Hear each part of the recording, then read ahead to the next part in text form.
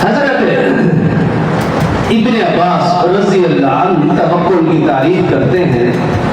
توکل یہ ہے کہ اللہ کے غیر سے کوئی امید نہ رکھی جائے.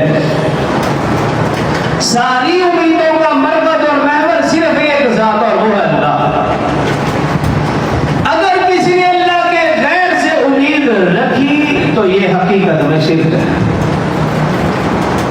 ساری امیدوں کا مرکز اور محور صرف ایک ذات اور وہ اللہ.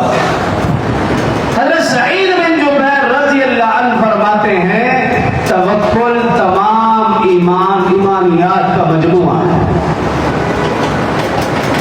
حضرت شیخ الحدیث زکریا رحمہ اللہ لکھتے ہیں کہ توکل توحید کا ثمرہ ہے.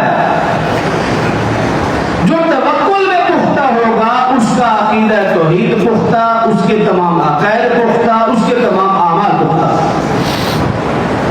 اور جو توکل میں کمزور، وہ عقیدہ توحید میں کمزور، وہ تمام عقائد میں کمزور، وہ تمام اعمال میں کمزور.